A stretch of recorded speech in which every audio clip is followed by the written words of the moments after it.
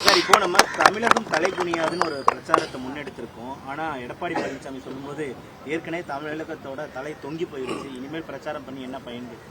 தொங்கின தலை அவர் தலை தான், எங்க தலை நிமிர்ந்த தலை. அவர் கண்ட தேர்தலெல்லாம் தோல்வியை கண்டவர். அவர் திராவிட முன்னேற்ற கழகத்தை பற்றி குற்றம் சாட்டுவதற்கோ குறை சொல்வதற்கோ அருகதை இல்லை. நாளொரு மேனியும் பொழுதொரு வண்ணமாக அங்கே இருப்பவர்கள் கரைந்து சென்று கொண்டே இருக்கின்றார்கள். திராவிட முன்னேற்ற கழகம் மாண்புமிகு தமிழக முதல்வர் எங்களுடைய உயிரினும் மேலான தலைவர் பொறுப்பேற்ற நாளிலிருந்து இந்த இயக்கத்தின் இருவர்ண கொடி உயர்ந்து கொண்டே இருக்கின்றது. அண்ணாவின் பெயரை வைத்துக் கொண்டிருக்கின்ற அந்த இயக்கம் அண்ணாவை சாடுகின்ற போதே வாய்மூடி மௌனியாக இருக்கின்றார்கள்.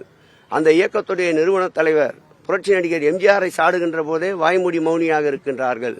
ஏன் அந்த இயக்கத்தை ஒரு 20 ஆண்டு காலம் கட்டமைத்த முன்னாள் முதலமைச்சர் அம்மையாருடைய பெயரை உதாசீனப்படுத்தி அவரை அவமானப்படுத்தி பேசுகின்ற போதே வாய்மூடி மௌனிகளாக இருக்கின்றார்கள்.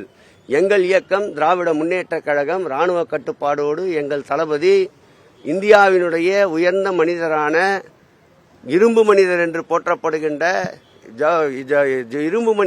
போற்றப்படுகின்ற பட்டேலுக்கு நிகராக ஆட்சி நடத்தி கொண்டிருக்கின்றார்.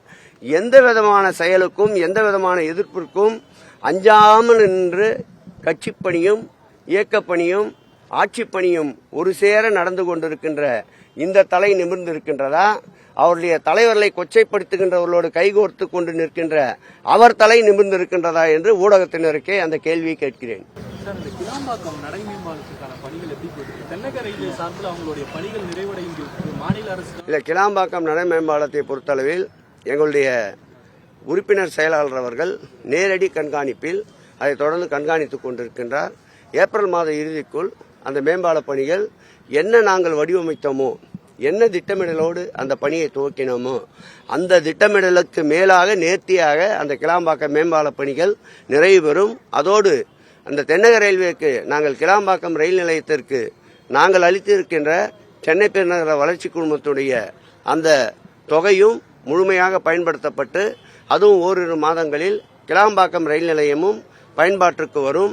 இதற்கெல்லாம் காரணம் கடந்த ஆட்சி காலத்தில் திட்டமிடல் இல்லாததால் அந்த கிளாம்பாக்கம் பேருந்து நிலையத்தை உருவாக்கியதால் தொடர் பணிகள் மழை என வந்தாலும் நாங்கள் அதை எதிர்கொண்டு அனைத்து பணிகளையும் மக்களுடைய தேவைகளுக்கேற்ப நிறைவு செய்வதற்கு சென்னை பெருநகர வளர்ச்சி குழுமம் துரிதப்படுத்தப்பட்டிருக்கின்றது. இந்த அதிகாலை வேளையில் ஆய்வுக்கு வருவதிலிருந்தே நீங்கள் இந்த துறையை எடை போட்டுக் கொள்ளலாம்.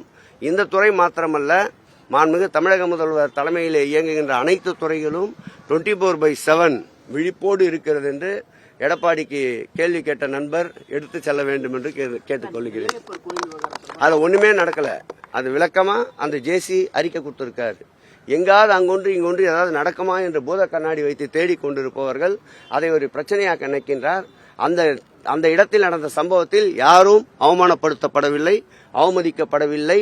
நேர்த்தியாக உயர்தர உணவுதான் பரிமாறப்பட்டது. உணவு விருந்து அனைவருக்கும் வழங்கப்பட்டது. அதற்குண்டான புகைப்படங்கள், வீடியோ ஆதாரங்கள் வெளியிடப்பட்டிருக்கின்றன. அரசியலுக்காக பேசுபவர்களை பற்றி நாங்கள் கவலைப்படவில்லை. தவறுகள் எங்கு நடந்தாலும் அதை திருத்திக் கொள்வோம். இதேபோல் ஒரு பிரச்சனை மகாபலிபுரத்தில் நடந்தது.